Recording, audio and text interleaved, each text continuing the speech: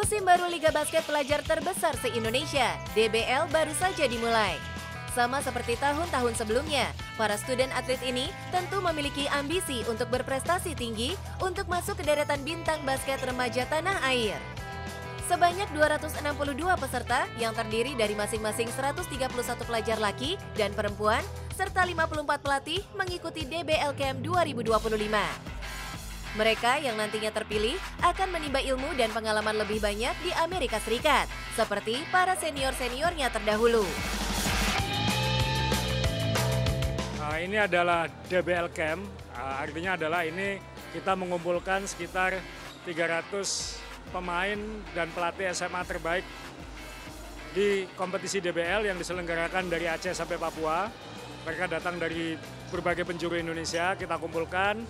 Lalu mereka akan menjalani seleksi di mana hanya 12 putra, 12 putri, dan 4 pelatih akan lolos masuk tim yang namanya DBL All Star yang nanti akan berangkat untuk berlatih dan bertanding di Amerika.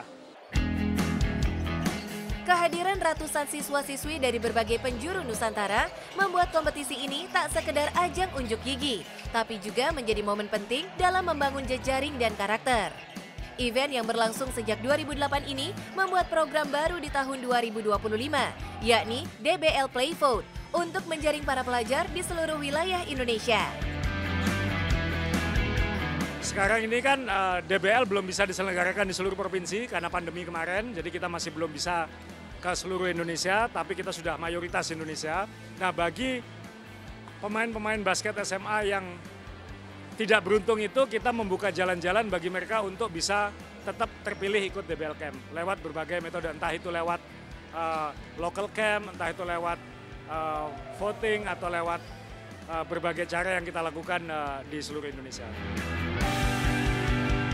Sementara bagi masing-masing 5 peserta, laki-laki dan perempuan yang memiliki suara tertinggi, otomatis mendapat kesempatan mengikuti DBL Camp di Jakarta. Salah satunya Muhammad Haikal Malik, peserta asal Bengkulu yang berhasil mengikuti camp melalui Play Vote karena ajang bola basket pelajar paling bergengsi ini belum diselenggarakan di kotanya. Oh, itu aku ikut voting di DBL Play, jadi aku ikut itu. Terus ngumpulin suara ke teman-teman, kayak masuk ke semua kelas biar bisa dapat banyak vote. Dan itu juga dikasih tahu sama coach, jadi bisa ikut di DBL Play. Meski menggunakan sistem voting online, tentunya tidak mudah untuk mencari suara. Berbagai usaha dilakukan mulai dari mengurus administrasi hingga persiapan fisik demi menggapai mimpi. Oh, itu lumayan ribet, Kak. Soalnya mau minta tantangan sama kepala sekolah, terus yang pastinya fisik sama cara bermain basket. Kayak shooting, dribble, sama cara jagain orang, defense.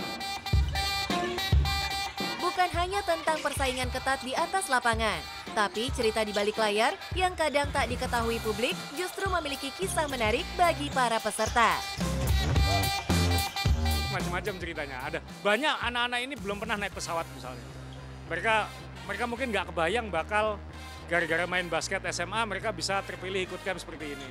Kita dulu pernah ada anak dari Kupang kalau nggak salah, dia itu nggak bisa naik mobil malah.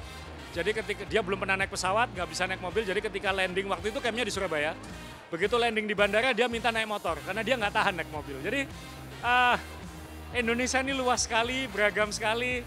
Kita dapat anak-anak terpilih dari Merauke, dari Aceh, dari kepulauan-kepulauan kecil di Indonesia. Jadi ada ribuan jutaan cerita yang mereka punya.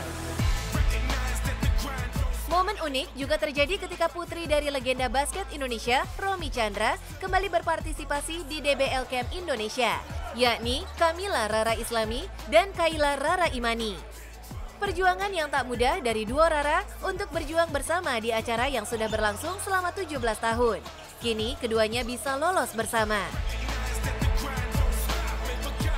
Kita tuh baru tahu ada DBL Camp itu waktu kita masuk SMA. Sebelum SMA kita nggak tahu ada DBL Camp. Terus kita kan pertama aku yang masuk nominasi kan. Terus aku tuh kayak tahun lalu tuh aku juga sempat masuk nominasi tapi nggak masuk seleksinya. Terus kayak Kayla nggak masuk, terus tahun ini Kayla juga nggak masuk. Terus aku kayak pengen rasanya di DBL Camp bareng Kayla. Terus Bagusnya tuh tahun ini tuh ada Road to DBL Camp, jadi semua itu kayak open selection gitu. Terus Kayla akhirnya ikut dan alhamdulillah dia kepilih.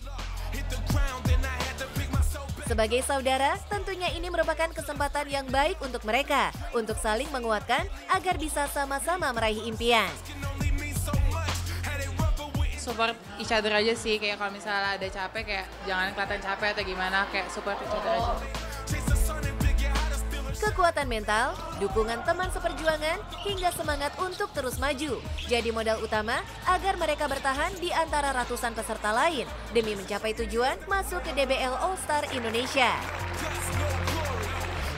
Buat nanti next, kan aku nanti berarti jadi kelas 3. Mau juara lagi pastinya. Terus buat DBL Camp sekarang yang lagi kita jalanin, semoga kita berdua bisa kepilih top 12 All Star. Semoga dengan aku ikut ini aku bisa dipantau sama klub-klub lain, terus bisa gabung sama mereka, juga bisa bagian orang tua. Tengah pekan ini telah terpilih 24 peserta yang lolos dan berpeluang besar untuk bergabung dengan DBL All Star. Namun, bagi pelajar yang tidak terpilih top 50 dan 24 masih memiliki kesempatan lolos melalui jalur wildcard yang akan diumumkan Sabtu 3 Mei mendatang. Apapun hasil yang akan mereka raih, perjalanan di DBL Camp 2025 ini jelas telah meninggalkan bekas dalam hidup mereka. Dan bisa jadi beberapa di antara mereka akan jadi pemain masa depan tim nasional Indonesia atau bahkan mahasiswa di universitas internasional berkat prestasi dan karakter yang terbentuk di ajang DBL.